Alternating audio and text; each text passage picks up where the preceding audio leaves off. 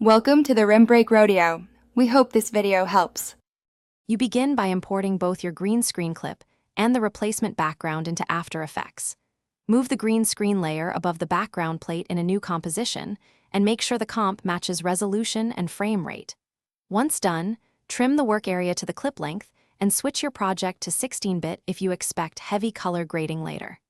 Now select the green screen layer and prepare to apply a keying effect.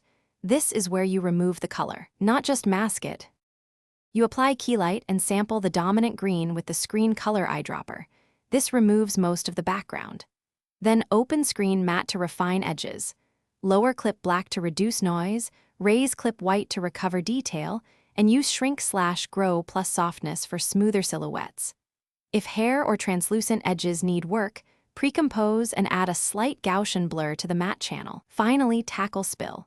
Use advanced spill suppressor or a targeted hue/saturation desaturation. Once the matte is clean, place the foreground over your background and match color and exposure using curves or lumetri. Adjust midtones and highlights so both plates read as one scene.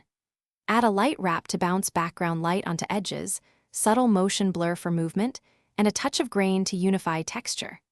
If things go wrong, inspect uneven screen color or shadows.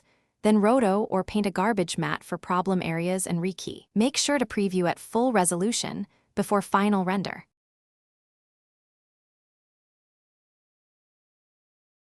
Thanks for watching. Consider subscribing if we helped you.